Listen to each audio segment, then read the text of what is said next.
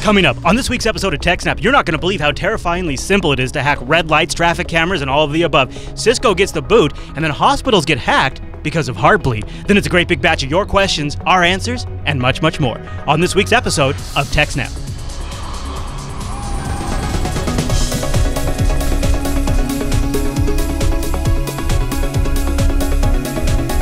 Hi, everyone, and welcome to TechSNAP. This is episode 176 of Jupiter Broadcasting's weekly Systems Network and Administration podcast. We stream this episode live on August 21st, 2014. This episode is brought to you by our three fine sponsors, DigitalOcean, Ting, and iXsystems. I'll tell you more about those great sponsors as this here show goes on. Our live stream, why, that's powered by the incredible ScaleEngine.com, powering our live LinuxCon 2014 coverage. You should really go check it out. My name is Chris, and joining us every single week is our excellent host, the admin, the tech, and the teacher, Mr. Alan Jude. Hey there, Alan. Hey, Chris, everybody. Thanks for watching. Alan, right off the top, I want to say a big thanks to you and ScaleEngine for providing the live stream facilities for LinuxCon. We did a live stream from the LinuxCon floor yesterday afternoon. It worked flawlessly. So thank you very much for that. Well, we have a kind of a big show. We have a ton of emails. Thank you, everybody who sent in emails. We're going to get to a bunch of those. And, of course, we've got our main news we're going to get into. And then towards the end of the show, we've got the roundup. So it's a full TechSNAP for you today. Alan, should we start with our first story this week, which honestly almost sounds like it's something bad guys would use in a Hollywood plot to make a bank robbery escape or something, doesn't it, Alan? And what's ridiculous is how easy it actually turns out to be. Well, it's like we've seen it in movies countless times. Yeah. You know, the bad guy has a little box and he presses the button and all the lights turn green for him and he can cause... Or, you know, in 24, Jack Bauer's trying to get somewhere fast, so Chloe hacks the network and turns all the lights green or turns all the lights red to stop the bad guy. And you're always like, oh, sure. Yeah.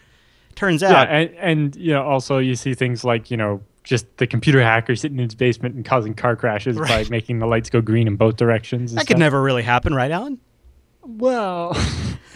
So some researchers from... actually, I missed which university they were from, I think, but found a startling lack of security in the traffic management system. So they started investigating the systems that control the traffic lights at intersections in some unnamed city in Michigan. Yeah, it was the University of Michigan, too. Yeah, okay. So they found that the system uses IP traffic transmitted over two different wireless protocols for the different stoplights to basically create a tree network, right? So, you know, the controller's here, and then it kind of spreads out from there wirelessly so that they can reach further and further away. Right. Kind of like the smart power meters do here, right? Not everyone's connected back to the central office, but, you know, you jump to your neighbor, neighbor jump along wirelessly until you get to somebody that does have a connection back to the head end. Rather than having to hardwire, you know, Ethernet or whatever, copper to every single traffic light.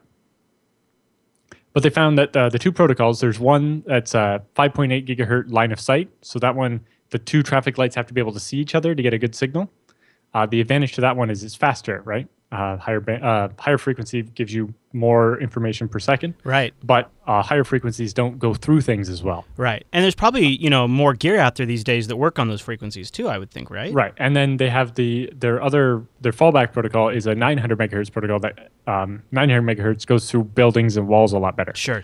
So that works when you know, there's buildings or stuff between these traffic signals so they can't see each other. But all the information is sent over wireless links, and it's completely unencrypted and has no authentication. Oh, what could go wrong? Now, both of the wireless things are using non-standard protocols, so proprietary protocols, but specifically the 5.8 gigahertz one, that's the same frequency range that 802.11n uses. And it's actually, it turns out the protocol is very similar to 802.11n, just, you know, customized so that your 802.11n device won't be able to connect. Right, so maybe even the same type of hardware, just different protocols. Right, well, it's such that it's entirely likely that somebody with a laptop or a smartphone and some software would be able to connect to that network if they knew what to do. And again, this is the network that all of the cameras are being controlled with. Like, not and just lights. The cameras, but the actual lights as well, yes. So when you take over the system, you get control of the lights and the cameras. Woo! While it would be possible to reverse engineer the custom wireless protocol, to save times, the university researchers managed to just get a hold of one of the radios that actually speaks the protocol and then hook that up to their computer. Okay. Now, you know, some people are like, hey, that's like cheating. It's like, well, we've proven before that it's not that hard to get those. Just using some social engineering, right? If you just call up the company that sells them, and be like, "Yeah, we're from the city. We need one of our radios broke down. Could we get an extra one of those radios?" If you're willing to pay for it, they're not really that concerned about selling it to you, right? Right. So it's not impossible for an attacker to get one of these, although it's entirely possible somebody could reverse engineer the wireless protocol and not need it anymore.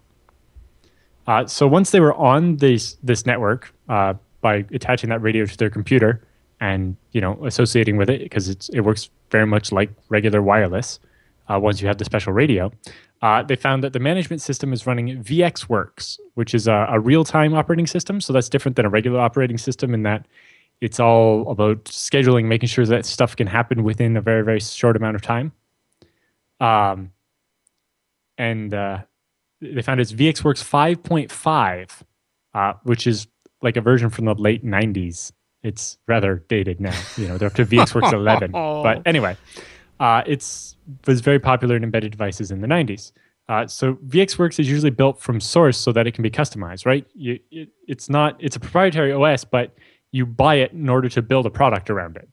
So you get the source code when you buy it, and you compile it yourself and have your own custom stuff. It's not like something consumers are ever picking up. Right, and it's not a proprietary OS, kind of like Windows, where you buy it and then you build your product on top of it. Right. VxWorks is you buy the OS, you license the OS, and then you build your product into it. That's interesting. So it includes a bunch of debugging options that are enabled by default, or anyway, in this case, they weren't turned off. So VxWorks is running with a TCP port open, and when you connect to it, you can issue commands to read and write random memory locations, kill any task on the machine you want, or restart it, or whatever. Okay. Wow. You have basically complete access via this debugging port without any authentication. This wasn't meant to be left on in production. Although I'm sure it facilitates debugging by the vendor when there is a problem in production. Yeah. Well, and maybe it was built in a time. It's supposed to be the secure network. Right, exactly. Nobody else is going to be on our proprietary wireless network. Exactly. It's all super safe because we changed a couple of bits in the 802.11 protocol. Right. And maybe back when that system was built, too, some of that equipment was much more... not as widely spread. I'm not saying the right way, but it wasn't as it was equipment that wasn't as readily available to everybody too. Mm-hmm. So that it was almost security through obscurity in a sense. Yeah, but by using that debugging feature and by just capturing the wireless traffic once they were able to associate with the network, the researchers were able to reverse engineer the protocol that the controller uses to send commands to the traffic lights and the cameras. It turns out each command is basically the same, right? So that there's like a common starter point, and then just like the last bit or two of the command that's different that tells the camera to do different things. Okay. Or the stoplight to do different things. And so once they had got one or two of those and they understood how it works, they could just start flipping the bits, keep changing that bit to different things until they found every possible command and looked at, you stand there by this traffic light and, well, if we send 001, it turns green. If we send 0010, it turns yellow. And 100 turns red. Yeah. But if we have 101, this happens. And, every possible combination until you figured out what every different command does. But the important things are that there's no encryption, so that once somebody gets on the network, they can see everything that's being sent back and forth. There's also no authentication. So that means that the devices will accept a command from anyone, not just the controller, right? So there's no, the commands aren't signed such that the traffic light makes sure the command was actually from the VxWorks box and not from my laptop before it accepts it. Also, they found that even if they did have some kind of system like that, it's vulnerable to replay attacks. So if you capture the traffic of the VxWorks machine telling that traffic light to turn red, if you record that, you can just play it back later, and the traffic light will turn red again. Mm-hmm. So even if there was some kind of system or if you weren't able to reverse engineer the protocol or something in some way to make it so that you couldn't write packets yourselves, you could just capture the commands you want and then replay them on the network later. Right. That would almost be easier. Yeah. And there's no firewalls. So once you're on the network, you can talk to every device. Of course.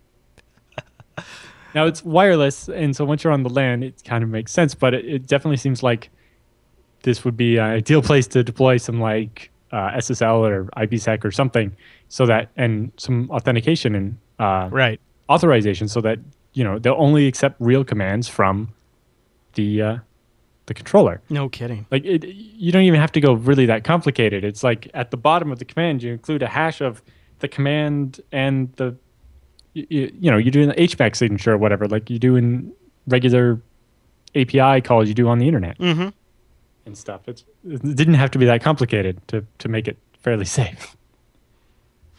Also, they found that an attacker can trip the failsafe mode, where basically the traffic lights go into just blinking red in every direction. Yeah. And to get back out of that mode, a technician has to physically go and reset the light, like by going to the location of that traffic light.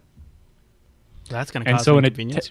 Right. And so the attacker could do a kind of denial of service attack by tripping a bunch of those, or by tripping them faster than they could be repaired. Right. So you could just like trip the one over here, and once they go over there and repair it, do one on the other side of town, and then back on the first side of town, and just blink, blink, blink, blink, blink, blink, and make the lights go crazy, right? But the biggest problem is that the 5.8 gigahertz network is so similar to the regular 802.11n. Right. And every laptop or mobile device has that kind of radio capable of communicating on that band built into it. That's such crazy. That, if somebody reverse engineers the protocol and writes a driver for it or whatever, then they could probably access this network from their laptop without any special hardware. And I'm sure there's no logging or auditing either of access and things like that. Because it's a private network. Right. Nothing's ever going to be on. No one else is going to get on here. So somebody that has equipment in their laptop and they find a system that's using this 5.8 gigahertz spectrum, if they could make the protocol changes, whatever they have to make to their laptop to communicate to this, not only would they get access to this network, but then there would be no log that they were ever there. Yeah. And on top of just being able to turn lights and stuff, they could get the camera feeds and the live stream, so they could use it to like record and watch all the cameras and see what's happening, or maybe disable the cameras depending on go back to that bad guy getaway. Exactly.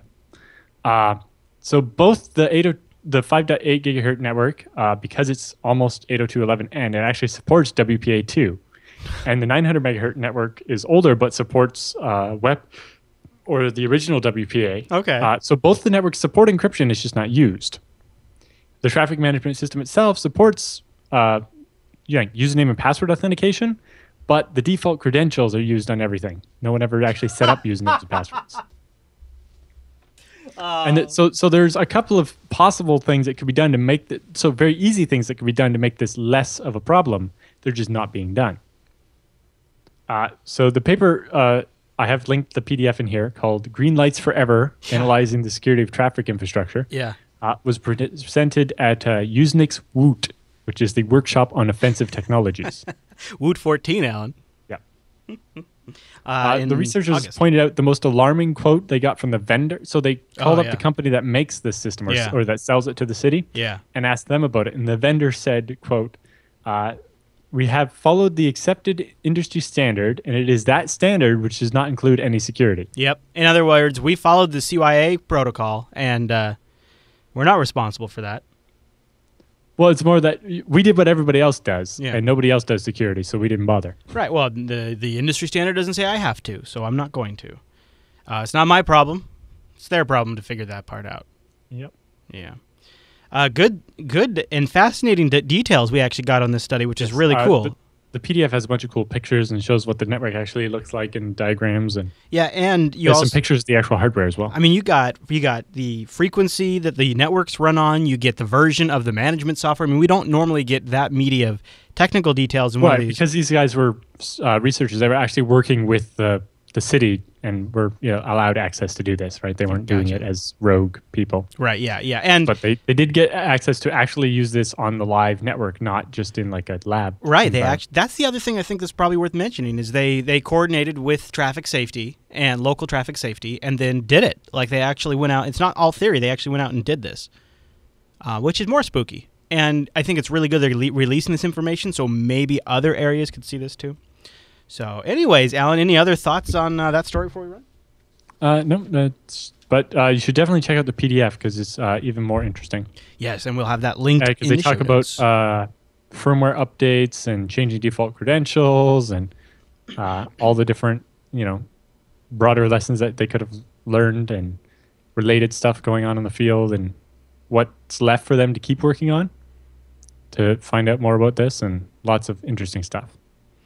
All right, Alan, well, then I'll take a minute and tell you about Ting.com. Everybody go to TechSNAP.Ting.com. TechSNAP.Ting.com. That'll take $25 off your first device. And if you've got a Ting-compatible device, they'll give you a $25 credit. So what's awesome about Ting? No contracts, no early termination fee, and you only pay for what you use. It's a flat $6 a month, your usage on top of that. Now, that's going to be a great value if you are an individual or a family. But think about the incredible value, too. If you are in a group, a team, a business, 10 or more devices, you're guaranteed. You're absolutely guaranteed to save money with Ting. And one of the things that I love is that everybody on our crew now at Jupiter Broadcasting that has a Ting phone also, by default, has a hotspot, or they can tether with that phone, because every Ting plan includes hotspot and tethering. You just pay for the data usage. You don't have to be in some sort of special family share plan or anything like that. And if anybody on my team ever gets stuck, they can call 1-855-TING-FTW anytime between 8 a.m. or 8 p.m. Eastern, and a real Canadian answers the phone, and they are empowered to answer and solve your problems right there. They're not going to have to transfer you off to somebody. They can call you back when you get disconnected. They really take it to the next level. They're very proud about their customer service. It's one of the things that rocks about Ting. I got to say, too, I think one of the things that rocks about Ting is I've never really needed to call in because of their dashboard. Their dashboard rocks. I love a good, powerful dashboard that gives me the information I need. This is your usage. These are your minutes. These are your megabytes. This is how you forward a phone. This is how you deactivate, activate, remove a phone, transfer it, all right there. Super straightforward and simple. Click, click, and you're done. In fact, every single person on our team that I've given a Ting phone to, I haven't even had to give them instructions on how to manage it or how to activate it or anything, because it's so intuitive, and you get it done within about 3 minutes. It's incredible. So Ting's got a lot of really awesome features. I like the dashboard, like their awesome customer service, like their incredible rate plan, like their no contract, and their early termination relief program where they'll help you get out of a contract if you're in one. So go check out some of their devices. Remember, when you go to TechSNAP.Ting.com, TechSNAP.Ting.com, you're going to get a special discount. Now look at this. $350 shipped for the Nexus 5. Nexus 5, and you own that thing. You're getting updates directly from Google. You're not locked in a contract. It's running the stock Google experience. It's yours for $350 with no contract. No contract. There's also other great devices over on Ting. They've got the iPhone 5 from Glide, $250. You can get the iPhone 5 on the Ting network, $250. If you're working with a group and there's some good collaboration apps that you might want to use on iOS, this could be a great way to get access to those. Also, the tethering support rocks on the iPhone. It's really rock solid. If you want something like a hotspot, they've got the Sierra 4G LTE hotspot. This thing is really cool. You can keep it in your bag, keep it in your desk, wherever, because it's only $6 a month, and then just your usage. So if you have a heavy couple of weeks, heavy couple of months, no big deal. You've got an LTE device that's ready to go. And if you don't use it much, 1 or 2 months, 3 months, whatever, it's just $6. It's a $6 hotspot. You've got the internet with you wherever you go, so you can get work done. Get started by going over to TechSNAP.Ting.com. Check out that dashboard. Check out some of their cool devices. Go read their blog. See what I've been talking about. And don't forget, you can also check out their awesome online support at help.ting.com. There you go, TechSNAP.Ting.com. There's not much more to say. You need to get over there right now. Try out the savings calculator and see what I've been talking about. TechSNAP.Ting.com. And a really, really, really big thank you to Ting for sponsoring the TechSNAP program. Okay, Alan, we have got our next story right out from Krebs on security. Is this like pig Latin for hackers? I don't understand what's going on. Nobody's entirely sure Okay. What's going on. But basically, the title I give it was Secret Language or an Unlikely Bug. Right, yeah. So Krebs starts off with, imagine discovering a secret language spoken only online by a knowledgeable and learned few. Okay.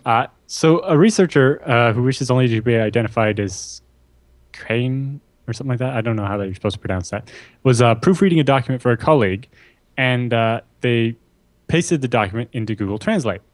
Now, the introduction was missing, so they had just filled it with lorem ipsum, right? The standard filler text. Yeah, it's an old trick from like the printing industry where they would have this bunch of text and you could just cut it out and stick it in to lay stuff out, and then it kind of translated over to computers as well. It's the filler text you see on a lot of websites when they're being designed. So it's, you know, they're average size words, and it flows, and you know, the words aren't all the same size, so you can get to see how it's justified. And anyway, well, the researcher was surprised when when Google Translate identified the document as being Latin and started translating it.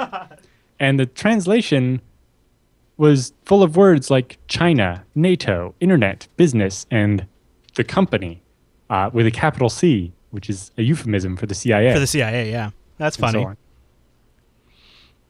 But is that just Google Translate trying its best, or? Well, that's where it gets interesting. So the researcher immediately shared the results with Michael Shokri, who's a researcher at FireEye, which is one of the giant security researcher places. And later, Michael shared it with Lance James, who's the head of cyber intelligence at Deloitte, which is one of the world's largest consulting firms, who then went on to share it with Brian Krebs. And so Brian started playing with it as well, and we got some awesome screenshots here. Some of the interesting things are when you translate lorem ipsum, that translates to China. But if you reverse the two words the other way around, it translates to the internet. That seems awfully unlikely to happen by accident. Although if you spell it with uppercase letters, right, if you lorem ipsum with the first letter of each word capitalized, it translates to NATO. How many languages in Google Translate does the capitalization change the translation? Right? That's particularly interesting. And then if you do lorem ipsum backwards, so ipsum lorem with the capitals, then it's the company. Right? Or like lorem lorem becomes business on the internet. But if you uppercase it, it becomes home business. And all this stuff. And then so if you started doing longer strings, like ipsum ipsum lorem lorem lorem lorem ipsum translates to the launch of China and the Chinese. Wow. And a bunch of things. And it's like, this is weird. Yeah, it is.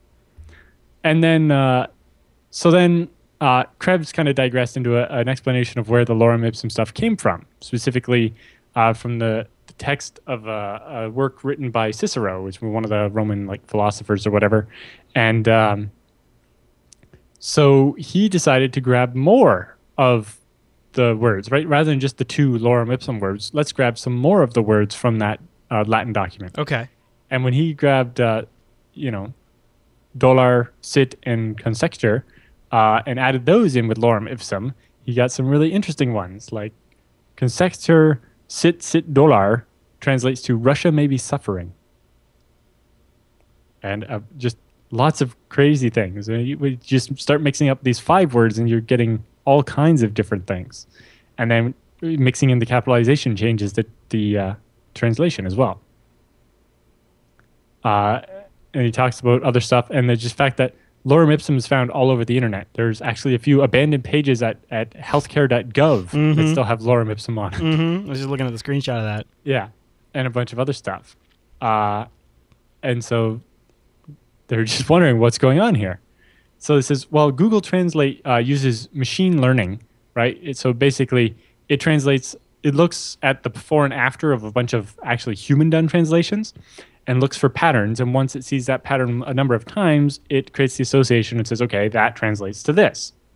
So because it's machine learning, it could be tricked by brute force into translating the wrong way, or such that, you could teach it that lorem ipsum means China if you just, fed it that information a bunch of times. But the fact that the capitalization affects the translation suggests that maybe it's a little more than just that. Oh, really? Yeah. Because normally that doesn't really So you think happen. that's what this is based on, just because of the capitalization? Well, it basically gives them more possible translations, right? I guess so, yeah. I remember writing my own little naive encryption system that was just based on taking this one word, and by capitalizing it differently, you could, because the word was 8 characters, you could create the 8 bits. So you could encode any ASCII character. Each character would translate to a whole word, but just the capitalization of that word would tell you what be able to translate it back to the original characters.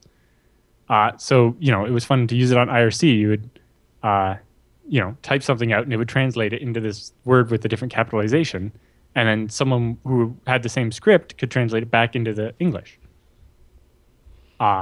I'm not suggesting that's what's going on here, but it just seems, if you're translating from some other language to English, normally the capitalization doesn't really change. And in most Latin alphabets, the rules for capitalization are pretty much the same. Right? You capitalize, the first word and nouns and things like that. But,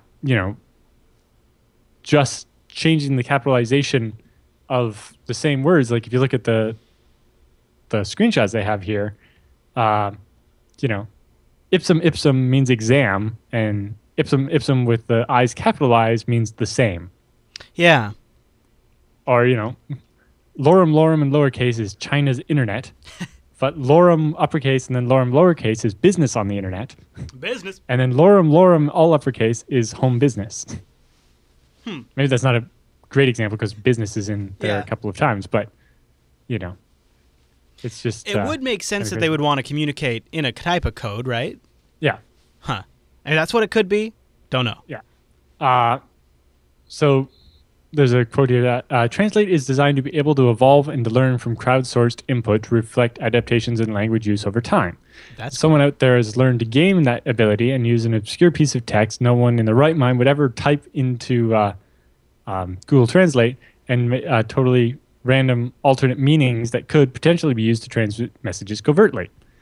However, from all the stuff that they did, none of that actually made a whole sentence.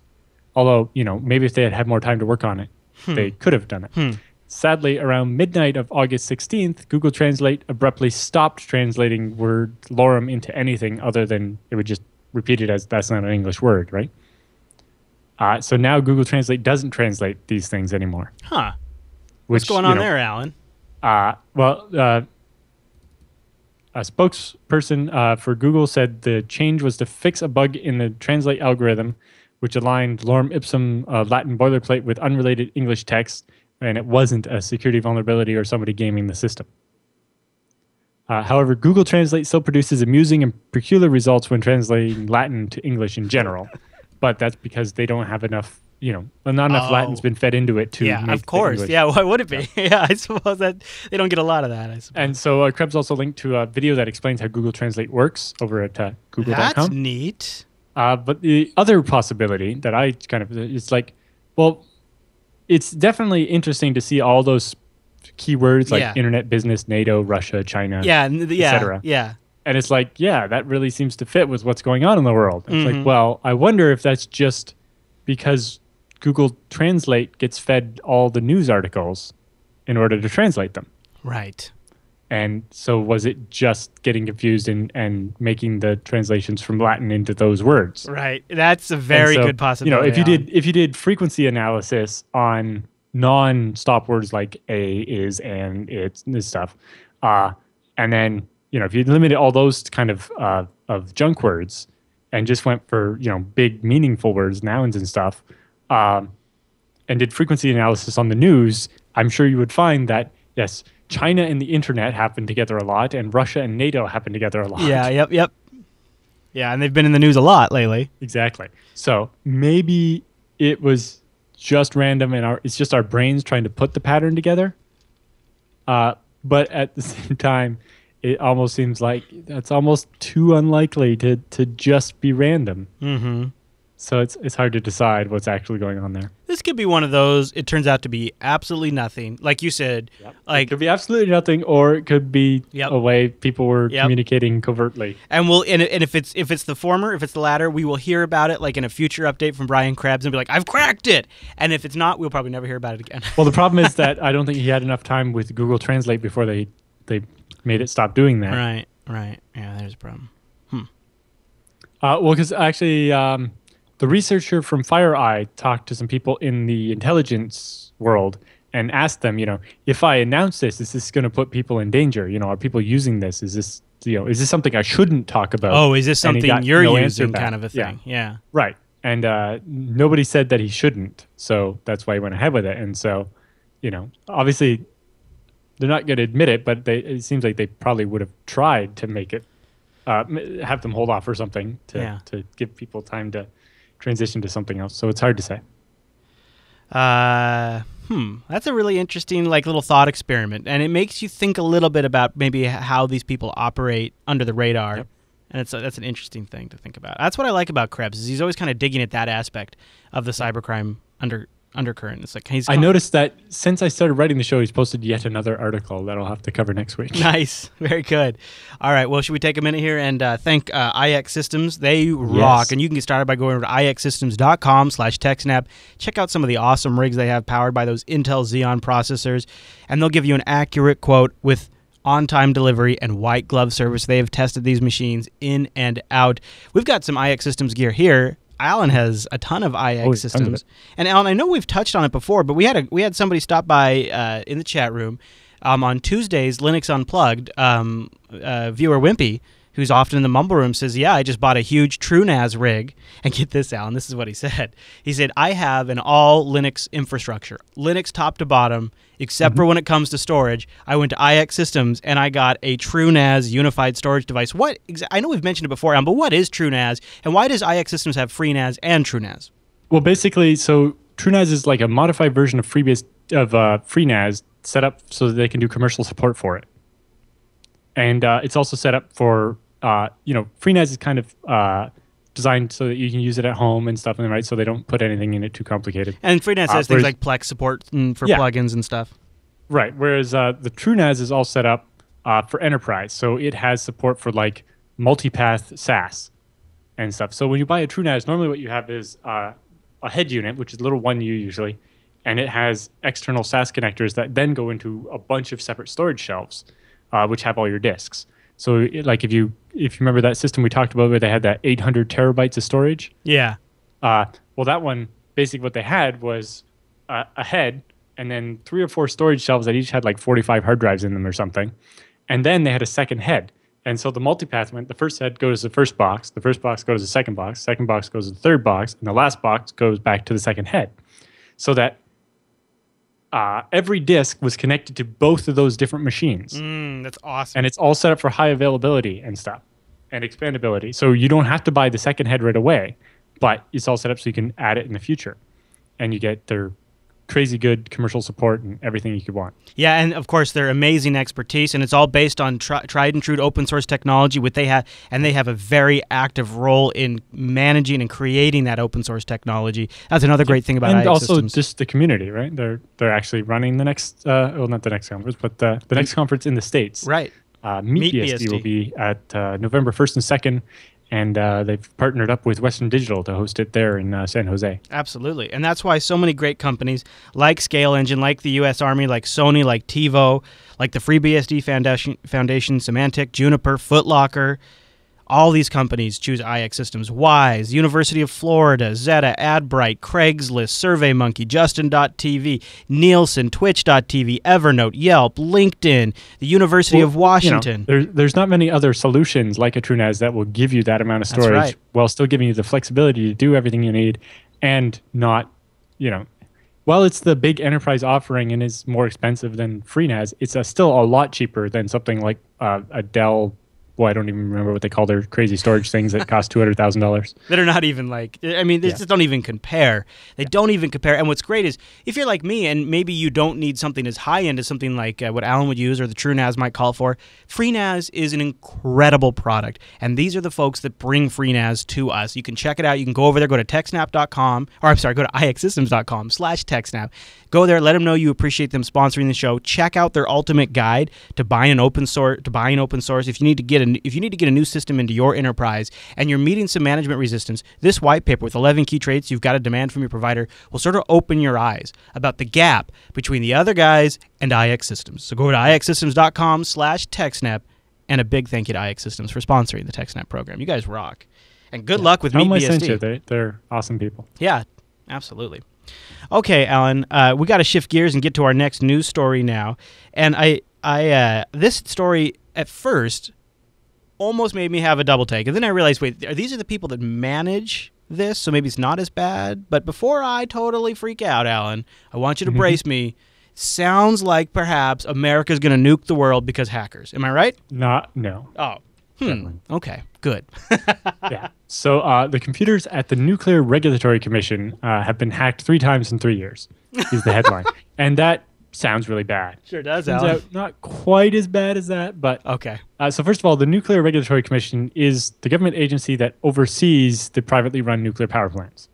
So while they don't actually have control over any of the plants or anything, they do have information like which of the plants are processing weapons grade material, right? Stuff from old weapons that they burn for power because it's very rich and it helps get rid of it safely, and it also makes a lot of power. Yeah. So which reactors are using that, which ones are older, where any problems might be, information you definitely might want if you were trying to do an attack or something, but not actually, it's not like that the network that actually controls the reactor and could, overload it or something was actually breached. So this is an Inspector General report that was done on the NRC.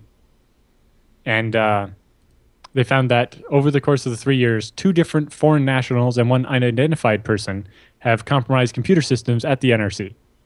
Now, this isn't quite the same as you might think. When you get into the details, it's not actually as bad as it sounds. Yeah, right, okay. Not that it's not that it's fine, right? Anything, Yeah. But we'll get into it. So in one of the attacks, it was a phishing attempt. Someone managed to compromise one of the computers inside the NRC and then used that and that person's account to send a phishing email to 215 different NRC employees, pretending to be from like IT and telling them, you have to verify your username and password. Click here and log in. Except for when you click there and you logged in, it saved your username and password into a Google spreadsheet, which then the attacker could use later. Nice.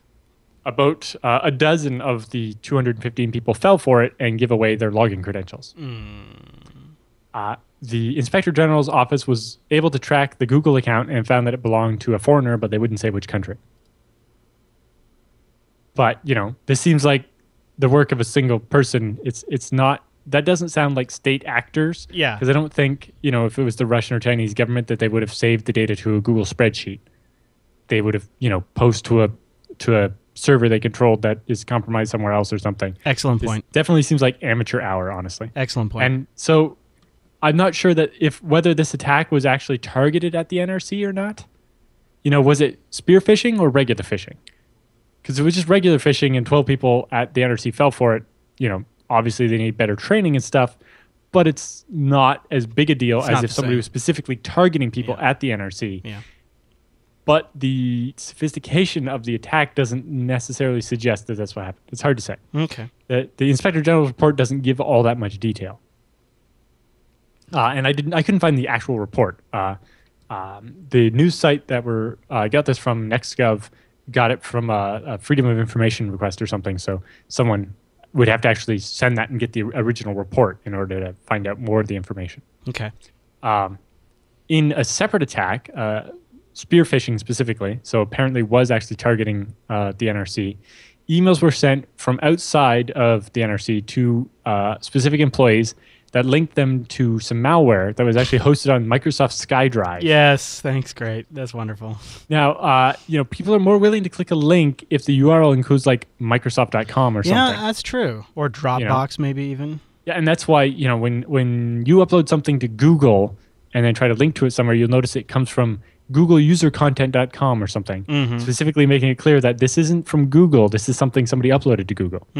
Although part of that mostly just for browser same domain policies and stuff, but it does serve that purpose too. On that, yeah. That's why they didn't just call it googleuc.com. They called it googleusercontent.net so that it was more obvious when someone sees the URL what it is about. Yeah.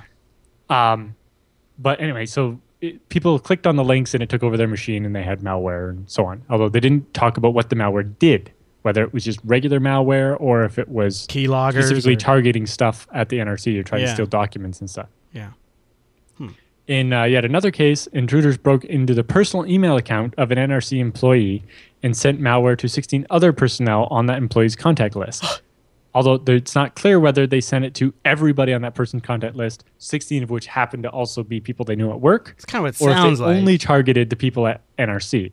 It sounds like it was one, and the report kind of trying to hint the other way instead. I gotcha. Yeah. A PDF attached to the email contained a JavaScript security vulnerability, and one of the employees who received the message became infected by opening the attachment. So despite the sensationalism of the headline, it doesn't appear there is actually any type of like advanced persistent threat going on here.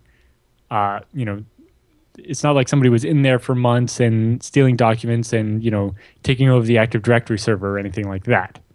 However, these techniques with the spear phishing and machines getting infected is exactly how such an attacker would get a foothold in the network in order to be able to pull that stuff off in the end. Mm-hmm. So it seems like it's possible that in this case, the NRC is actually catching this stuff soon enough to prevent somebody from actually getting a foothold. Likely so, yeah.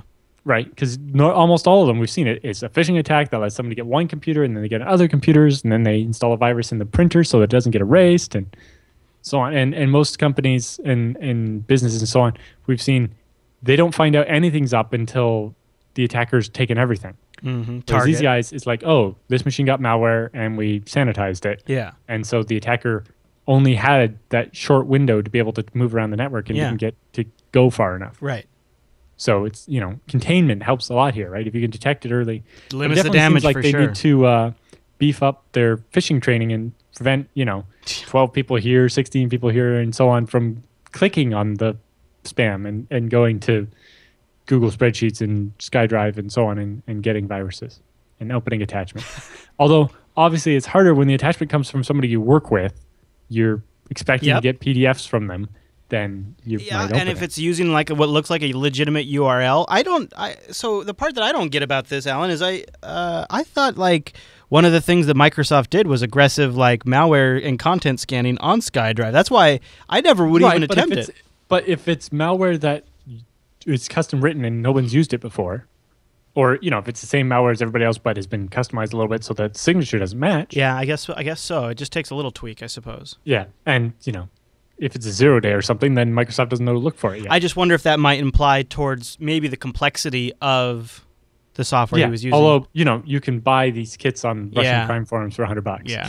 Well, and that was the other thing I was wondering, too. It's like, I wonder how many times these guys are getting access, or gals, are getting access to these networks, forcing the door open, and then essentially walking away and just selling that. Here's the login credentials. Here's the IP you connect. Have at it. I don't care what you do. And I wonder how, because that seems like the better business to be in, not to actually carry out the hacks, but just open the door for somebody, let them walk in. Sell it off to the script kiddie kind of thing. Yeah. And so it could be, just trying to, because if you could say, yeah, I got access to the nuke regulators, you could probably sell that to a nation state for a good chunk of change. It's a possibility. Right, although I think a nation state would be more wary about it and would more likely be like, they'd be like, if you wait, got in, we can get in. Did you use Google spreadsheets and SkyDrive for this? I don't think so. We're good, it's thanks. more along the lines that if you got in, the nation state can. Yeah, totally. But, some Russian criminals would probably buy it for a couple $100 and just to see what they could get. Sure. Yeah. Anybody maybe with a few Bitcoins to blow.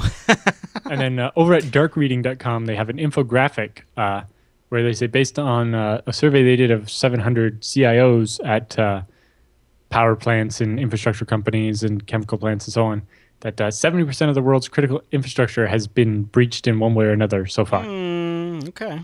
So, wow.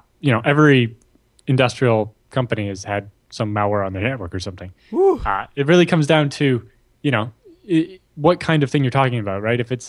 If you got sent a phishing link, you clicked on it, is that really your network being breached? Well, it is, but it's not quite the same thing. Yeah, what are they? We have to go back to this. What are they using as the definition of an attack or as a breach? Well, if somebody's got malware into your network, that is a breach, and they could easily exploit that to bounce to another machine. I suppose so. So it is a big enough deal that you would have to call it a breach, but at the same time, it's not our network was taken over, per se. Yeah. So it's hard to tell,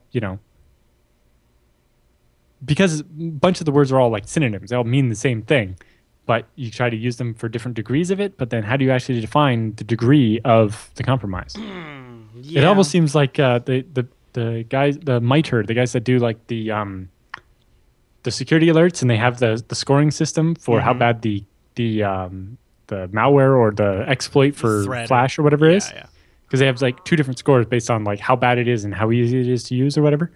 It kind of seems like we need a scoring system like that to rate compromises, to be like, oh, well, this was only a 2 on the scale because it was just somebody fell for some malware and it never left that one machine. Right. And that would give you it's a 5 if they got to a bunch of machines. And it was like a 7 if they took over Active Directory or something. That would give you on a large scale. That would give you an idea of how much how aggressive the attacks are that are targeted at a certain sector. So, like, we looked at that infograph, and if all of those attacks were, like, if the majority of those attacks were a 2 on a scale of 1 to 5, we would be thinking, oh, okay. But if they're all like 4 and 5s, we'd be thinking, all right, these are some serious. This industry is obviously under a lot of pressure from attackers. But or even just like for data compromises, it's like, well, if they got my name and email address, that's a 2. Yeah. But if that includes the password my home address and my other information, then that's a 3. And if it has credit card numbers, that's a 4 out of 5. And if it has social security number or whatever, that's 5 out of 5, and so on.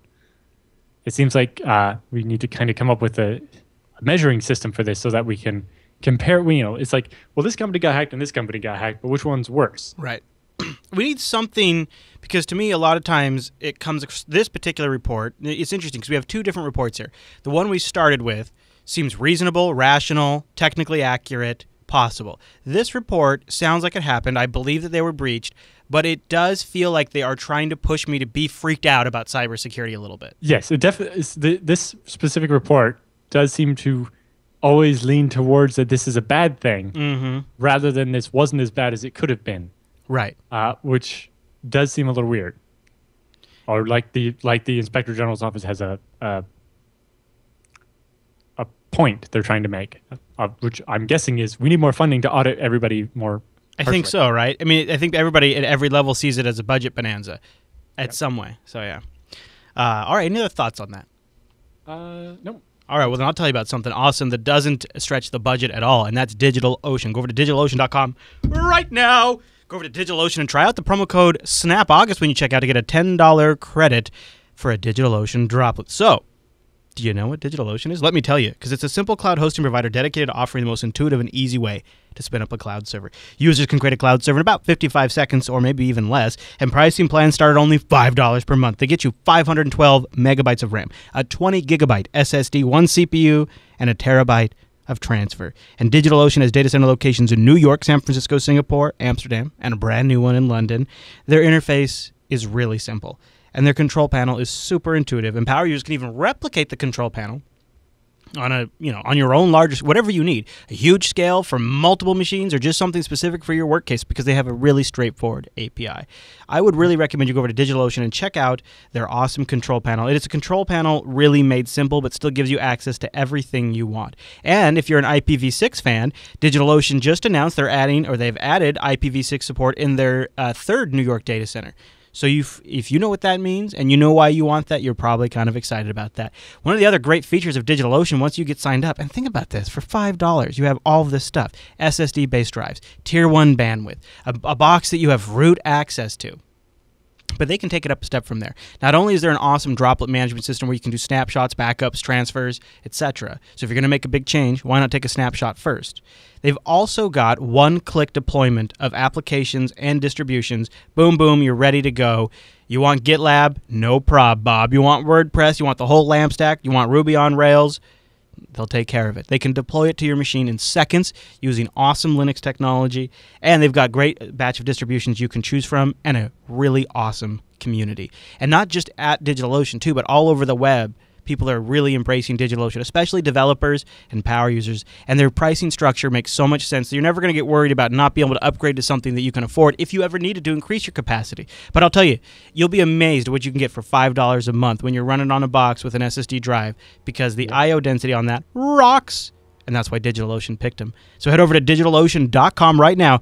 Your promo code is SNAPAugust. Use that SNAPAugust code. Get that $10 credit. And by the way, if you've already signed up, you forgot to use the promo code, some of you, actually a surprising amount of you do that. And I totally understand, because I've probably done it too. This is what's awesome about DigitalOcean. They will allow you to go retroactively apply that promo code, SNAPAugust.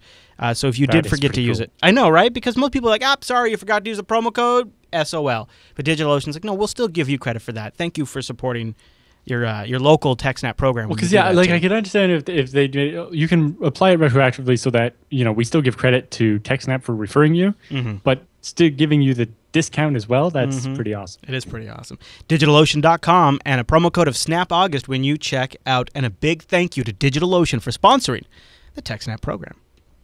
Alan, I should probably give also, while we're just doing a little pluggy plugs here before we wrap to the feedback and roundup, new episode of BSD Now is out, episode 51, Engineering Nginx. What's this about, Alan? So we did a tutorial on using Nginx to do SSL-only websites and talked. It's definitely interesting to the TechSNAP audience because I talk about a bunch of different settings for SSL and how to raise the score on your SSL labs on your server. So how to pick the order, the cipher suites to use, and how that actually works inside, what the online certificate status protocol is, and how OCSP stapling works, and a whole bunch of information on how SSL works and how to tune your server to make it more secure and support perfect forward secrecy and all that stuff. Oh. And then we get into actually doing it in Nginx. Boom. Boy, that sounds like a don't miss. Tutorial. We also had an awesome interview with the CEO of Zinus, which is the company that took over Cisco. Okay. And they're basing all their new products on FreeBSD. Oh, wow. There you go. Episode 51 of the BSD Now program has all of those Nginx goodies and the interview Alan just mentioned. Also, just check out the General Jupiter Broadcasting site. Maybe you want to go listen to an episode of Tech Talk today if you got a little extra time in your commute or something like that. We got a lot of great options over there. So you can go get those queued up right now as we now will get to the rest of the TechSNAP program because we're not done yet. I was just giving you some episodes to just add to your queue. That way they're downloading while you finish off the TechSNAP program. And now that we're done with the TechSNAP news, that means it's time for the TechSNAP feedback.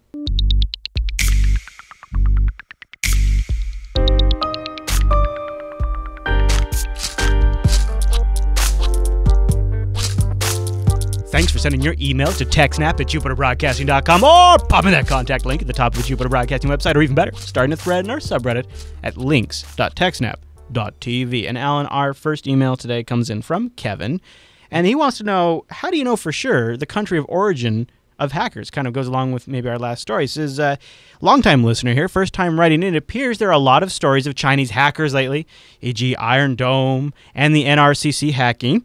I couldn't help but wonder, how do they know for sure that China, the hackers from China are to blame? Any hackers worth their scent know they need to cover up their tracks, let alone hackers of capable of pulling off these types of high-profile breaches. Sure, there are loads of script kiddies, but they won't get anywhere near these targets. So here's my question.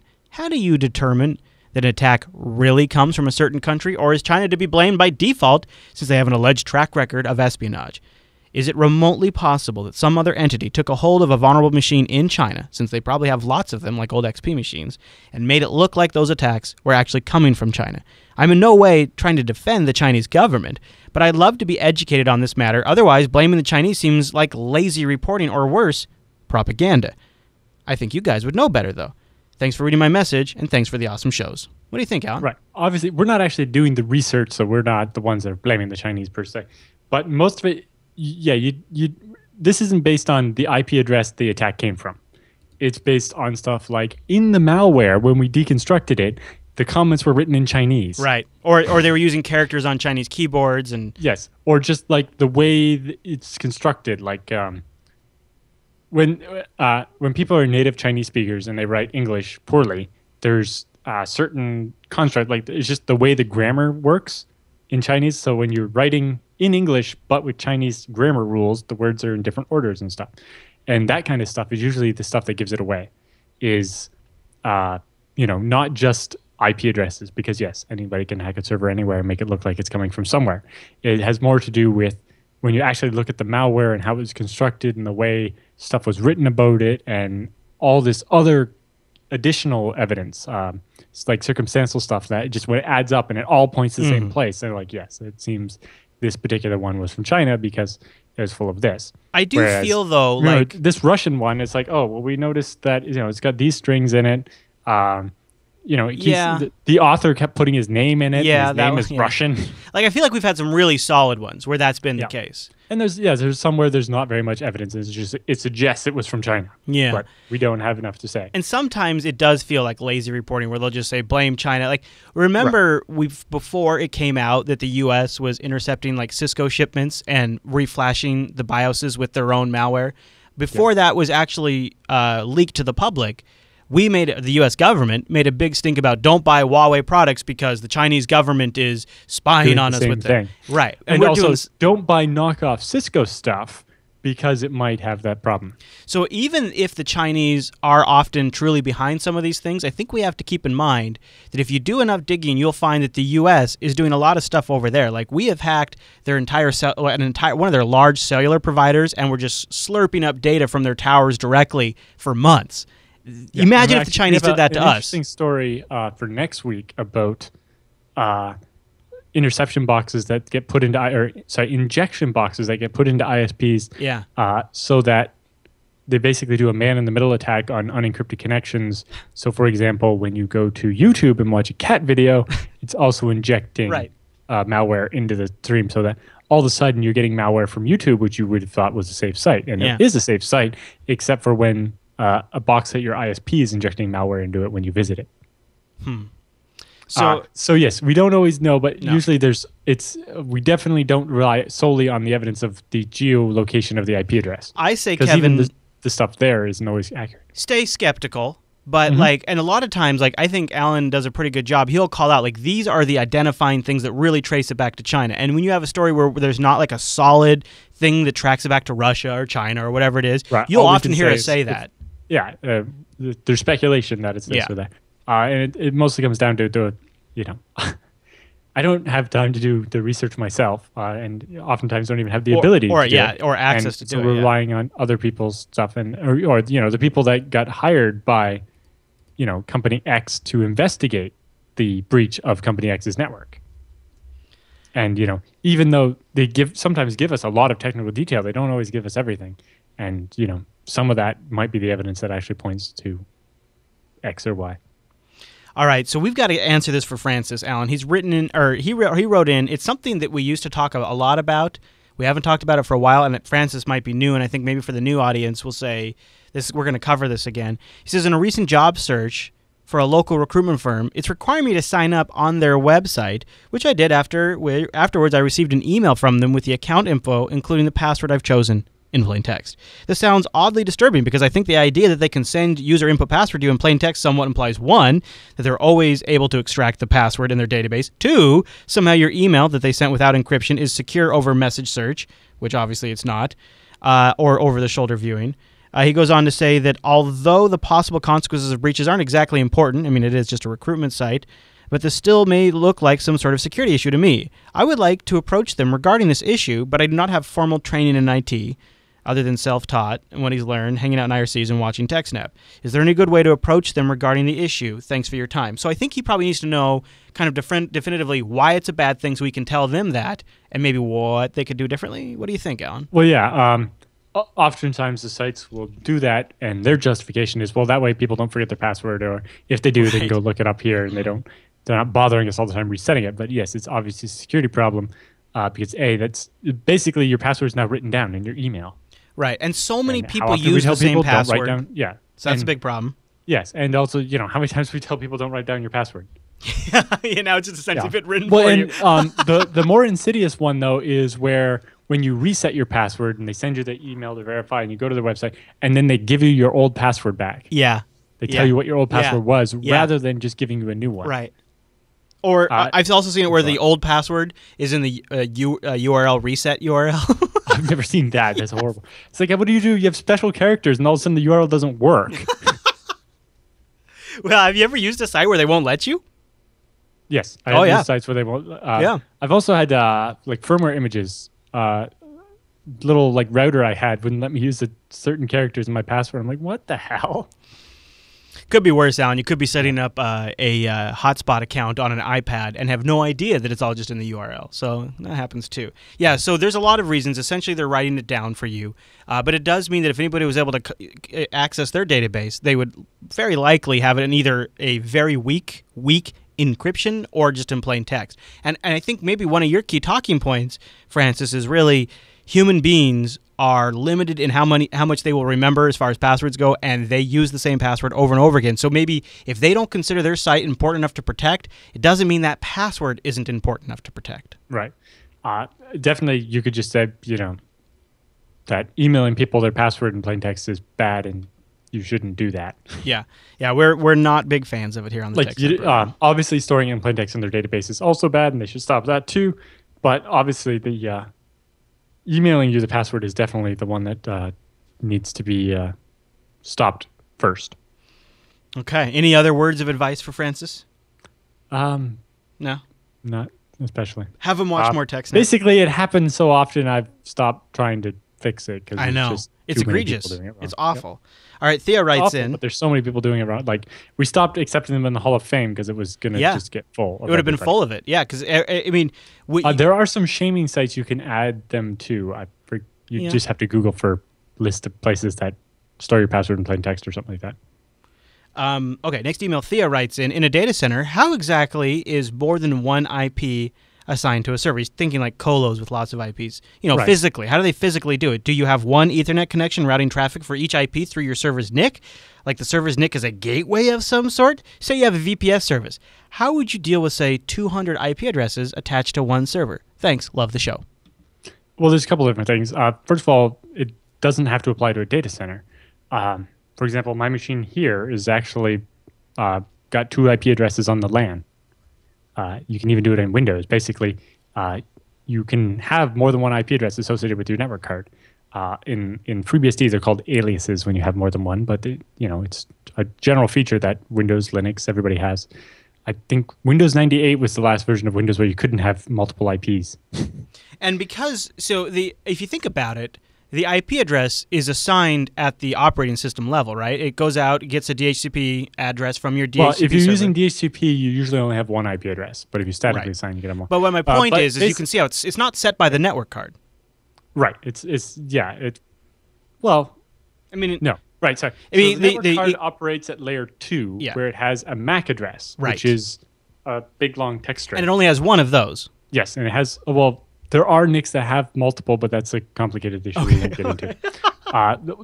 There can be one where you have one physical port, but there's actually 2 NICs connected to it. Okay. When you have IPMI or like Intel vPro built in, there's a Mac that's actually not your computer, that's running its own separate OS and allows you to control the computer even when it's off. Right. Okay. And then the second Mac, that's your actual NIC. But anyway, so the way network works, right? Remember you have the 7-layer OSI model. So network cards operate on layer 2, where they have a MAC address, and that's where switches operate too. And then your computer has this table called an ARP table, the Address Resolution Protocol, which stores the mapping of this IP address to this MAC. And so you can actually have multiple IP addresses that all point to the same MAC. And so what that does is when you go to send a packet, you send it to a certain IP, and then when it gets to the network card, or the OS does it before that. But anyway, you send it over the network to a specific MAC address. And so when a packet's going through hops, the IP addresses stay the same through all the hops, but the MAC address changes at each hop because they're only local addresses. So anyway, yes, I've had machines that had 600 IP addresses bound to the one network card. Mm-hmm. And generally, it depends on the operating system. In FreeBSD, you only have one IP in each subnet that has the subnet mask. So, your first IP is the one with the subnet mask, and then all the alias IPs have a subnet mask of 255, 255, 255, 255. And that's so that in the routing table, there's only one way to get to the default gateway instead of every IP being able, and that gets confused. On Linux, you generally put it in all the way, but the difference is on Linux, you create aliases interfaces. So instead of like ETH0 with multiple IPs, you have ETH0:0 with one IP and :1 with another IP, and so on and so on. Yes, yeah. So it's quite a bit different, but either way, you can definitely have multiple IP addresses on the same physical NIC, and it's just a matter of configuring. In Windows, where you normally go and set your IP statically, there's a little advanced box, and if you go in there, you can just add a whole list of them. So like my machine here is on the 10.11/24 network and the 192.168.1/24 network with the same network card, so that I can talk to my office LAN and my home LAN separately. For virtual machines, it's a little different because the virtual machines have a virtual NIC, and the IP address actually resides in the virtual machine. And so generally what you do is you just have all those virtual NICs bridged to the physical NIC. And then so when the packet comes in for a certain MAC address, it gets captured by the NIC and sent up to the stack, and then the virtual machine looks at the MAC address and knows which virtual machine to send it to, and then that virtual machine has the IP address. So in that one, generally your virtual machines only have one IP address, but with the same configuration steps, the virtual machines can have multiple IP addresses as well. So yes, you can definitely have multiple IP addresses on any machine, even on your home LAN. You can just go into the network card settings where you set your IP address and add some more. There you go. Great question, because I'm sure it's something that we've never even thought. It's honestly something I've never even thought to talk about. So, all right. Well, yeah, it's definitely something I always had a question about when I first started. Yeah. Especially on FreeBSD, because you learn about subnet mask, so you try to put the subnet mask on the second IP when you add it, and then it breaks all the networking. If you read the manifest, you have to use this 32-bit subnet mask on all the alias IPs.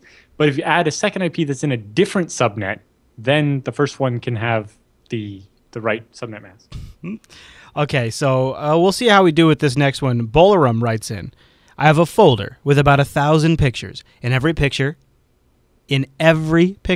there is an embedded text file encrypted and in a different key for every file. Only one of the files contains sensitive data that needs to stay secure for about 3 months. After extracting and decrypting the file, I make sure to remove it.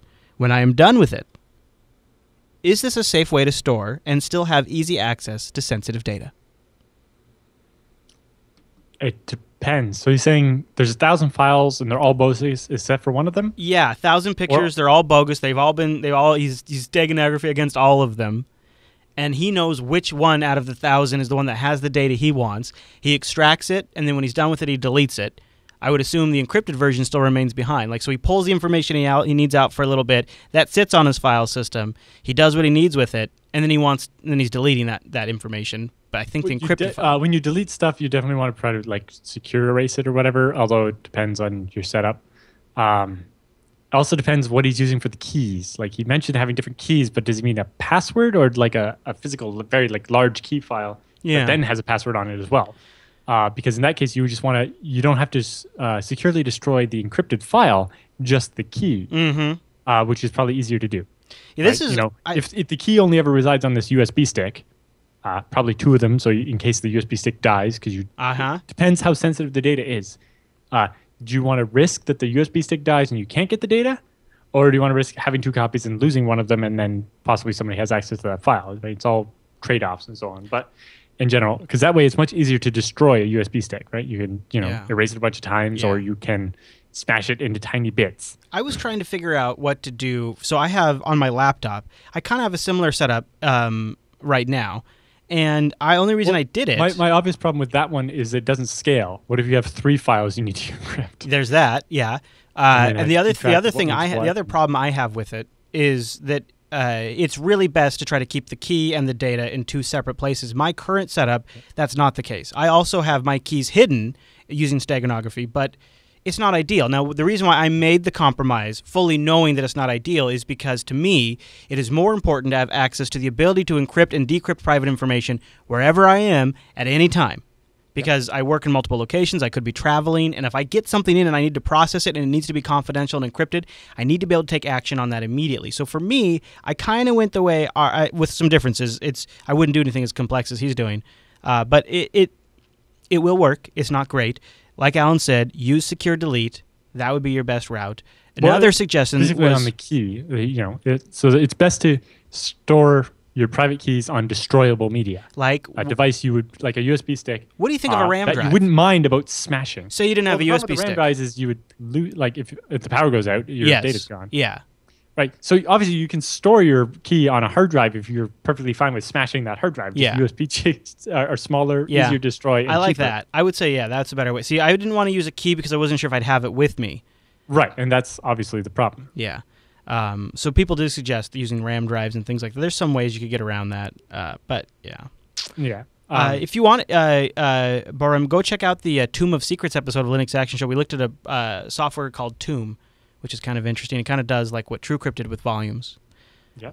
Okay. All right, Alan. Well, there's also, we talked a little bit about it in one episode, but there's, obviously FreeBSD has a disk encryption system called Geli, but there's a separate one called GDBE, which is actually written to be embassy-grade encryption. And the difference there is, so it has the password that then protects the key, and then that protects the data.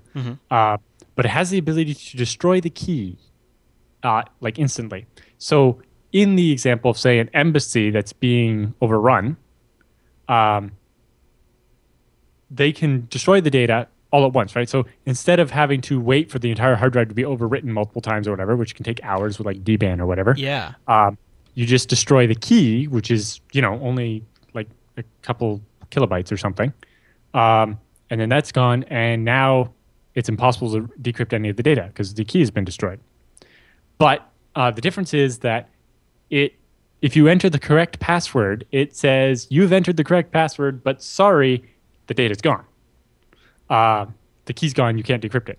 Rather than just saying, so that when the bad guys have a gun to your head and make you tell them the password, the fact that you told them the right password maybe means they won't shoot you. So a couple of options. I think the thumb drive, I think the one Alan said is probably the best route. I think that's your safest. If you're definitely worried about destroying it permanently in the end, then yes. If the only copy of the key is on a USB stick and then you smash that USB stick into dust with a hammer, then it shouldn't be possible for somebody to get it back. Okay, our last email today. And we did get a few other emails that we'll save for next week. Thank you, everyone. We do need more emails now. You can email them techsnap@jupiterbroadcasting.com or click the contact link at the top of the site. Choose TechSNAP from the drop-down. Fill our boxes, please, and then we'll read them on a future episode of TechSNAP. Nick sends in the last email for today. Server Watchdog. I'm really a developer. I'm not the best sysadmin. I've been working with a new web app that communicates with the web server over SCGI. I like to think that my code will never crash, but it seems to inevitably crash. What's the best or right way to keep a server app running? Is there some sort of standard watchdog daemon in Linux or BSD to restart crashed applications? I've been reading around, but I'm still struggling to find a general consensus on the best way to do this. Thanks for the great show. There are lots of different approaches to this one, and that's probably what he's struggling with. Yeah. One of the older ones that I used to use was there's a suite of tools called Daemon tools, not to be confused with the one that does like virtual ISO disks on Windows or whatever. Yeah, right. But the one that I was actually part of Qmail, the email server, where basically it has a process called supervise that starts. It launches your program for you, and then if it ever dies, it starts it again. Yes. And it's just there doing that constantly. Yes. The other obvious options are you can have like a cron tab that checks, is my program running? If not, start it again. You could have an annoying bash script that loops. Yeah. Or you can obviously create your own version of the supervisor process where you have like a management process and then the child is the actual worker. And so the management will receive an event every time the worker crashes and just start it again. Yep. And he was asking about Linux too. If he's got a Linux box that's using systemd, if it's started with systemd will use a watchdog functionality and can restart or kill and restart a hung process. You can that's probably there's a good bet, unless you're on like an old CentOS box, that you have systemd. You might want to just look into that because that might be the easiest way if you're on a Linux box. Otherwise, like Alan said, there's probably pre-made bash scripts out there that will just check for a process. Or just cron tab scripts. I know those were popular back 10 years ago when running IRC servers and IRC bots and stuff. It was what do you need? What do you need? This run every minute if the checks for the PID. If it's not there, the program writes its PID into a file. Right. Check, is that PID running? Yeah. If it is, make sure it's actually the right program and not some other program just happened to get that PID again. Yeah. And then if it's running, then do nothing. If it isn't running, start it again. Right. And there's probably already scripts out there to do that. So there is a lot of ways to do this, but it is it depends on the response time you need as well, right? Like, do you need to just check every 10 minutes as if it's still running, or do you need a program that's going to, like, the second it crashes, start it again? Right. Yeah. And there's also like there's external checking services that can check services on lots of boxes for you and alert you if they're down, but I don't think you need to go that crazy.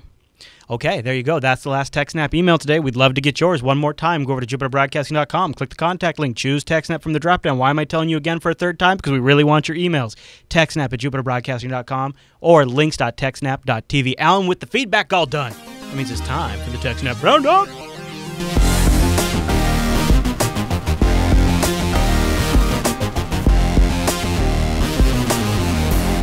Welcome to the TechSNAP Roundup. Yeah, that's what that crazy music means. Now, the Roundup are stories that just didn't quite fit at the top of the show, but we still want to talk about them. Maybe give you some links to follow up on your own after the show.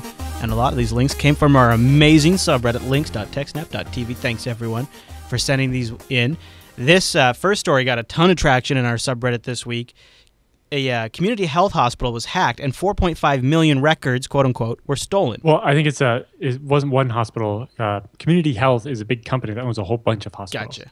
So, and it sounds like we know maybe how they got in too, right? Yes. So one of the companies that's been investigating the breach determined it was because of Heartbleed. Oh. It turns out that they used Heartbleed against the VPN server and got the username and password to log into the VPN server. Huh. And then once they were on the private network, they could walk around and do whatever they want. And they had access to that network probably for quite a while. Wonder if it was open to VPN. Heartbleed, which is, it was not. No. Okay. It was a Juniper. Oh yeah, it says right here. Yep, I see that. So specifically, it's not clear how long it took the hospital to upgrade their Juniper to not be vulnerable to Heartbleed anymore, or whether that only just happened now. But between when Heartbleed was announced and when they fixed it, the person got the username and password, and it seems that even if the hospital had updated their Juniper early enough to prevent somebody else from getting it, once the bad guys had the password, when they updated their Juniper, they didn't change the password. Oh yeah, they just log in. Right. So they installed the update to stop Heartbleed from continuing to happen, but they didn't reset the passwords. So the passwords they had stolen before, when it was vulnerable to Heartbleed, allowed them to stay and have access to the network up until a couple days ago. Is this the biggest Heartbleed breach that we now have on record? Well, we've heard of quite a few other very big Possibles? ones, although not as much information because the places they attacked were more secretive about it. Something about a hospital being stricken by Heartbleed, Alan. There's something in that. Yeah, there godly is, yes. So, yes, it was definitely interesting to see that, it was Heartbleed. They got access to information via Heartbleed, and then it's not clear whether or not they patched their VPN soon enough, it's not clear when they patched their VPN, whether it was a long time ago or just now. Right. But either way, it seems that they didn't reset the passwords after they did do the update, and I think that was something a lot of people fell for, right? With Heartbleed, they didn't understand that, yes, once you patch the vulnerability, the problem is they could have already stolen the information. They might have already read, get new, reissue all your SSL certificates, change all your private keys, get new usernames and passwords and stuff. And because it didn't happen, they were able to have access to the hospital's network for months and able to just keep probing around until they found this database and steal all the information. And then separately, I have an article here from IT World talking about why would Chinese hackers want your hospital data? Right, yeah. Well, it turns out that Chinese and Russians want it because it's worth a lot of money. Surprise. Basically, a stolen credit card usually sells for a couple of dollars because, it's not going to work for very long. Right. And, it cancels and so They'll on. shut that down. But health records sell for $50 to $250 a piece. Because, for example, if you have a medical condition and you don't have insurance, if you can steal the health records of someone that's the same like height, weight, skin color, and so on as you, and get a fake ID with their name on it, then you can go to the hospital and get treatment on their insurance and commit insurance fraud. Seems like a good way to do ID theft, too. Right. Could give you, just getting more information about people and things like that. Because the medical records have all this information. Yeah. And yeah, so that's why currently the health records are actually worth that much more money than stolen credit cards. Because, just like social insurance numbers, it's a lot harder. Credit cards are designed to be easily replaced. The rest of your stuff is not. Yeah, here's a quote from the article kind of going to your point. They say, if I'm one of the 50 million Americans who are uninsured and I need a multi-million-dollar heart transplant, for $250, I can get a complete medical record, including insurance company details. So you can take that multi-million-dollar heart transplant, not multi-million, $1 million, what they say, heart transplant, and essentially buy insurance information for $250. Mm-hmm. Does it seriously cost that much in the U.S. for stuff like that? Yeah. Yeah, I don't know about $1 million, but it is amazingly expensive. We've had family members who, it was a multi-day event, and they were in there then they had to go back in because they relapsed, and a couple of weeks and heart stuff and surgery, and it was very expensive. That's why you got to have insurance. Mm-hmm. Okay, so our roundup wouldn't be complete without a little Krebs action. How secure is your security We already did badge? Krebs in the top, but yes, we got Krebs all over the roundup too. Gotta. It's mandatory, and I've often wondered how secure these little security badges are that open up doors. Yes, so this is some coverage from him when he went to DEF CON. Yeah. and he saw some stuff about between DEF CON and the Chaos Communication Congress, which is kind of like DEF CON in Germany. They tested the smart cards and access cards from HID Global, which is a company. Big one. That makes these big, both the proximity cards and the smart cards. And they found that the proximity cards can be cloned from up to 5 feet away. Oh, really? And yeah. Oh, wow. With just this little device they got here, and they were able to just steal people's cards and then be able to open doors they're not supposed to be able to open. Yeah, because you think about the problem with something like HID is the massive scale of deployment that they have. Specifically, SCADA installations, hospitals, airports. How do you go about changing that, though? Like making changes? Yeah, replace every access card. And so Krebs has a picture of this device, and I'm looking at this and I'm thinking, I'm picturing my clients' offices, and I'm thinking like a cubicle right next to one of these card scanners where everybody's going to be busting out their card. I put this in the cubicle next to it. It's just sitting there wirelessly sucking this stuff up as people walk by all day unlocking doors. Yeah, or literally, if you can do it from 5 feet away, you can just like stand near the door. Yeah, just hang out. Just wait a few minutes. Yep. Wow.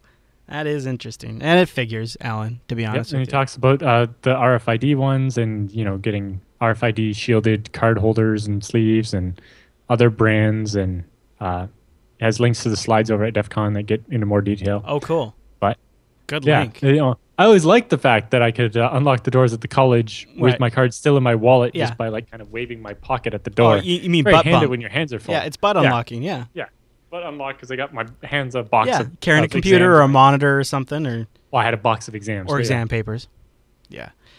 This next story is getting a ton of play on our subreddit too. UPS says 51 stores infected with credit card stealing malware. An announcement posted Wednesday to its website, UPS said that 51 locations, or around 1% of its 4,470 franchise stores across the country, were found to have been penetrated by broad-based malware intrusion. Direct quote. The company recorded approximately 105,000 transactions at those locations, but it does not know the exact number of cardholders who have been affected by this. Yeah, because it seems that they don't actually store the credit card number because UPS isn't going to need to charge you again later. It's like not a monthly subscription or something. And so they did the right thing and not store your credit card number. But with the card stealing malware, your card was being stolen as you swiped it. They say memory scraping malware and the Department of Homeland Security is now involved. Yeah, the memory scraping malware sounds specifically like the one that Target. Now, probably it's not necessarily the same malware or the same people, but it's the same idea. Yeah. Right? Yeah, that's what I was thinking. The card data from the magnetic stripe is stored in memory for a couple of seconds while it's transmitted to the bank, get approval, get the money, and then it's erased. Because the store doesn't want to hold that data because that would make them vulnerable to attack. But if you can scrape the data out of memory in that short amount of time, then you now stole the credit card. Just a quick mention. Chat room is also reminding us, Imacon's pointed out that Albertsons, I don't know how widespread Albertsons stores are, but we have them in our area. They've also reported a credit card hack. Yeah, that's the next Krebs story is a couple of stories from now. Oh, okay. Yeah, it's like another one we shop at. Okay. I was surprised you put this one in here. Operating systems still matter in a containerized world. Yes. Well, specifically hardened, tuned, and reliable operating systems are still important. Just because you have Docker doesn't mean you can stop caring about what OS is running or about hardening, tuning, and having a reliable operating system. Absolutely. Moral of the story, keep using BSD. Now, what's funny is why I was surprised you put this in here is because it's written by Red Hat PR to sort of promote Red Hat Enterprise Linux. Yes, this is like just because you can use Docker on Ubuntu doesn't mean it's safe to use it in your enterprise. Right, yeah. So there you go. Another story coming up on the roundup. So many credit card breaches? What the F, says Brian Krebs. You missed a story. Oh, dang it. Because of your broken tabs. I know. So Microsoft supports a scam artist by not pulling the bogus app from their App Store for 2 years. Yeah, this is ridiculous. And it's like VLC fake apps are in there, iTunes, Firefox, in the Windows Store. And it's like, here, download VLC. And then all it is, it's like $3 VLC link that then links you to the actual VLC application. Or the $8.99 iTunes player that all it is instructions and go to Apple's website and download the iTunes player. And Microsoft isn't pulling these out, even though they're using the icons and trademarks. Somebody was complaining about VLCs. Like, I Googled and downloaded VLC, and it had ads and stuff. I'm like, it's open source. It wouldn't have ads. Got the wrong one. He Googles, and he clicked on somebody paid for an ad on Google for the keyword VLC, selling a version of VLC with ads in it. And it's basically the same thing. The difference is Google took that ad down. Exactly. So this and is Microsoft left this stuff in their store for 2 years. For 2 years. Just don't care. Yeah. And people are looking for things like Firefox VLC in iTunes. So bad on you. Well, especially when it was in some of the stores because VLC got pulled from some of the stores. And so the fake VLC was the only VLC. All right, now are you ready for Brian Krebs to break it down Q&A style for us? He's talking about these. Hey, why are we seeing so many credit card breaches, and why have all of these credit card breaches affected companies that the Fisher family buys from? Right? Was that what the Q&A was about? They have Albertsons, Acme Markets, Jewel, Osco, Shaw's, Star Markets, and then separately there was also Super Value announced that they had a breach as well.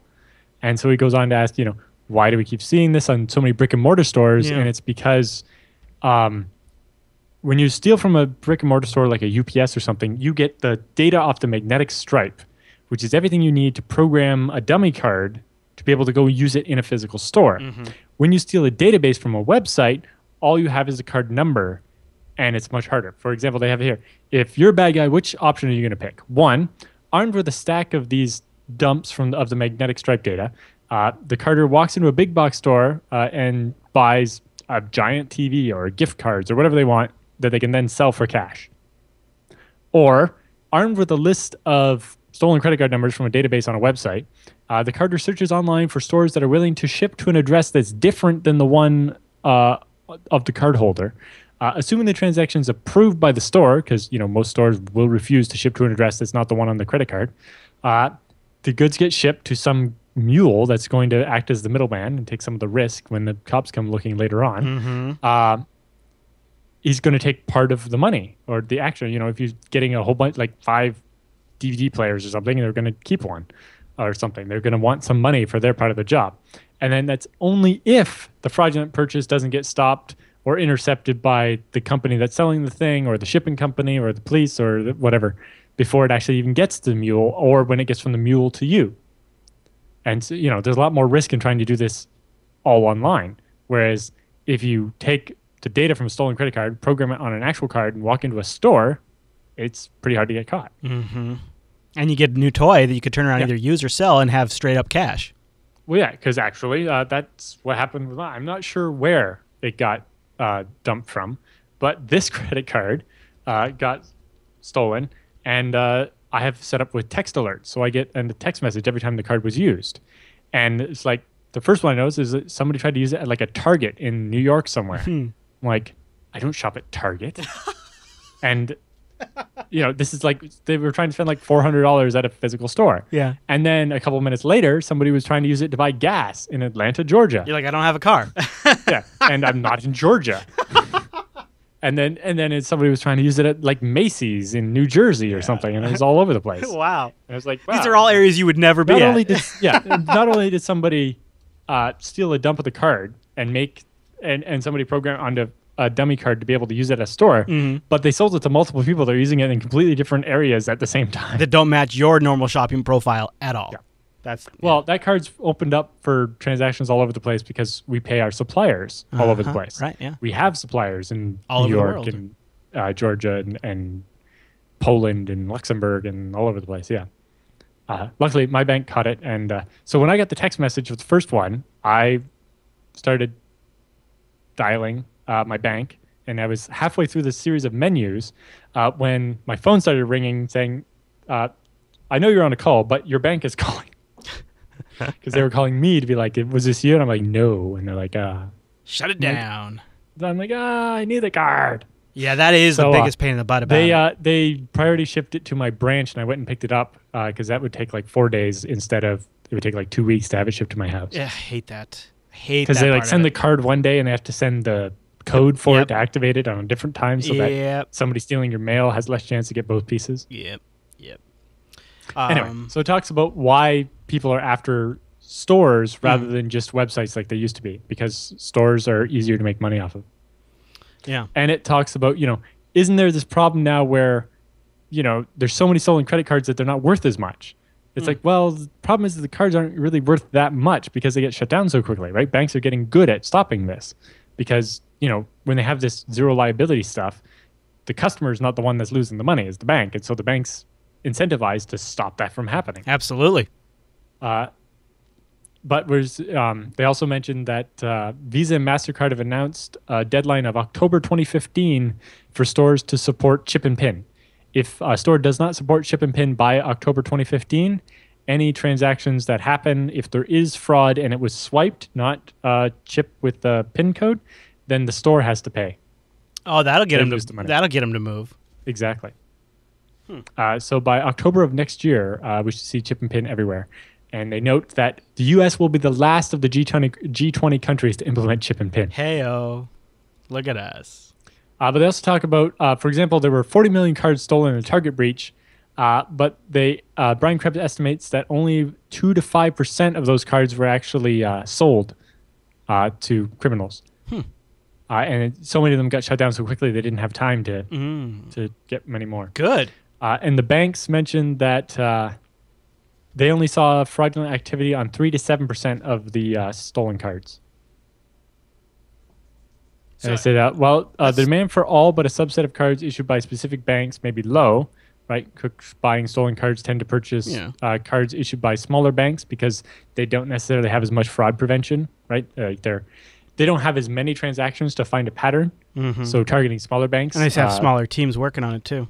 Right, but mostly just, if you get 3 cards from a smaller bank, then that's not really a pattern. But if you have 100 cards from one big bank, then they're going to be like, well, 100 cards just got used really in rapid succession over here. That's probably not real. And as the hackers responsible for these breaches don't seem to care about the basic laws of supply and demand, right? This is like chip and pin's going to make this a lot harder. Let's get everything stolen and sold now. Make the money while we can. It's a people fire buying sale. stolen credit cards are like, well, yeah, you can never steal too much money. So let's go. Yeah, really. Okay, so speaking of trying to get money out of people, this one's kind of interesting. A new research claims that iMessage might be responsible for 30% of mobile spam messages, and the researchers say that the reason for this is it's the fusion of a desktop and mobile, because in iMessage you can chat using the desktop client or on the phone, kind of like Google Hangouts. And they say that makes it particularly easy for scammers to write Mac OS scripts that send messages to all types of devices as fast as the Apple services can allow. It's like a spammer's dream, the researcher says. With 4 lines of code using Apple scripts, you can tell your Mac machine to send messages to whoever you want. How did Apple not do rate limiting, right? You can't send more than, Yeah, I wonder when he says as fast as, well, they do say as fast as Apple will allow. Right, but it seems like the rate limit is not tight enough. Yeah. And it definitely seems like I could understand seeing this more if the bad guys were using like virus-infected Macs in order to use other people's accounts to do it. But it sounds like they're just setting up their own account. Here's an update. It seems like Apple should just like knock that Here's an off. update. So Apple made a few moves recently, adding a rate limit for sent messages after some iOS developers experienced denial of service prank, and they have added a spam reporting tool. However, the tool remains complicated to use and requires users send Apple an email containing a screenshot of the spam message and the email or phone number it was received from, the phone number and the date and time. How do they not just have a reported spam built into the app? I don't know. But you got to figure if they're using, I mean, why couldn't you do this on Hangouts too? Because Hangouts has a desktop and mobile component. So maybe it's just not popular enough yet, right, but will.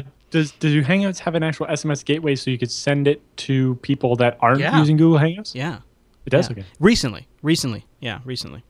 I imagine Google put in rate limits before instead of after. Yeah, that was something they'd probably be better think at. about security a little more than Apple does. Yeah. This one's kind of funny. The pop-up ad man has fessed to what he considers to be perhaps the internet's original sin. The pop-up ad? Yeah, so he apologizes for creating the pop-up ad and talks about also kind of apologizing for just advertising taking off as the sole model for stuff on the internet. Yeah, it's a 4-minute or almost 5-minute piece on NPR that you can listen to. It's interesting though. Okay, next story in the roundup. It's a notice. Make sure you scroll down and find the picture for this one. Oh, okay. And then one from notice from Cisco, or is it okay? Yes. So what is this notice from Cisco? So this is field notice FN 63697.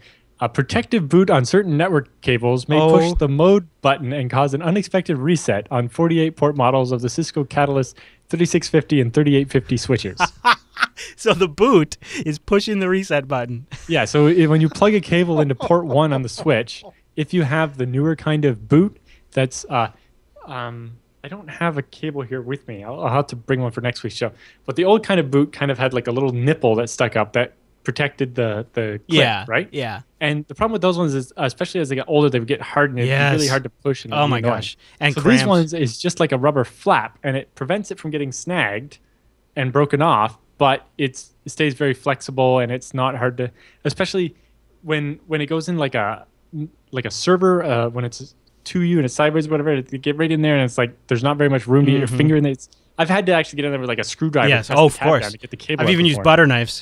Yeah, and whereas this type is much more flexible and just works nicer. The problem is that the reset button is too close. So it's like, for port 1, you're going to have to either get rid of the boot or use a different cable on that port or not use that port. This is maybe the funniest notice I've ever seen, though. Yes, the boot will press the button. That is, now to be fair, they designed this. Obviously, when in Cisco's lab, they probably just had the different kind of boot, and this kind of boot only became popular more recently. Yeah. And they're like, this is what it looked like in your logs if this is what's happening over and over again. And they're like, if you issue this command, you can disable the reset button in the software so that pressing it won't reset your device. Here's a workaround or solution. Trim the boot on the cable that is installed in port 1. Disable express setup. Or use a snagless cable with less pronounced boot in port 1. That's great, Alan. Okay, all right, our last story for the roundup. The GCHQ's Chinese menu of tools spreads disinformation across the internet. Right. So if you've ever gone to a kind of authentic style Chinese place, all the dishes are listed in Chinese and then there'll be like an English translation. Yeah, right. Because I saw one the other day that was horrible. But anyway, it's just doing evil things to a duck or something. It was crazy. Anyway, so in this one, they talk about the code names like Angry Pirate and Arson Sam and Bumper Car and Badger. Wow. Which reminds me of Firefox has Privacy Badger coming out soon. But anyway, so they talk about all their different tools and then what they actually do. So like Angry Pirate is a tool that will permanently disable a target's account on their computer. So I'm guessing this attacks the Microsoft security database. Mm-hmm. And they said it's ready to use, but we have some rules on who you're allowed to use it on. And then they have Arson Sam is a tool that affects certain types of SMS messages on phones and networks. Also includes a SMS dumb fuzzing tool. So basically ways to attack somebody's phone. Right, and so there's this one's ready to use, but it's not for use against live targets because it just sends a bunch of testing messages. This is a research and development tool for finding ways of exploding phones via SMS messages. And they talk about like Bumper Car Plus, which is, it's a better version of Bumper Car. They have Bombay, which is a capability to increase websites' hits and ranking to make certain websites show up sooner in the results. Interesting there, because you could make sure certain official sites rank higher. Yeah, or the Bumper Car one is employs techniques to use the service's report offensive material button. So when they see a video on YouTube they don't like, they use basically a botnet to report it as offensive. Right, and Google will weigh something as more reports, right? So if you can spam that report button, you essentially get something pulled down. So in this case, they were talking about actually using it to take down terrorist videos, which of course makes sense. But of course, especially if that terrorist video is a TechSNAP episode. Right. Just kidding. Well, you can see the usefulness of that when it's a beheading video. Or something. But their particular case was like terrorist training videos or whatever. Yeah. But anyway. And then they have like Cannonball is the capability to send repeated text messages to a single target. Oh, essentially so just spam their phone so that they have to turn it off or whatever, so that they can't actually get the message they're waiting for. Oh man, because you're sending them like 20 messages a second or something. That is. And they said this is just a few of the weaponized capabilities that in the catalog. And they talk about it. It's a menu, and it's a wiki page that you can just go to and you just get to pick from. That's nice. Just go to your online wiki. Clean Sweep allows GCHQ to masquerade Facebook wall posts for individuals in entire countries. Ooh, I like that. I'm up for that. Underpass is used to change outcomes of online polls. That's a good one. Yep. They should go troll Bill O'Reilly. He does a lot of online polls. Slipstream and gateway can be used to manipulate traffic to a website, inflating its page views and raising its search ranking to alter the perception of its popularity. Hey, could you point that one at Jupiter Broadcasting? Yeah. Gestator can be used to amplification of a given message, normally video, on popular multimedia websites. So faking going viral. Oh, wow. That's dirty. Scrap heap challenge. Perfectly spoofing an email for BlackBerry targets. Another cool called Clumsy Beekeeper. There you go. Maybe used in GCHQ's targeting of Anonymous. It's an IRC effects tool that's still under development the last time the page was updated, and so there's not much detail.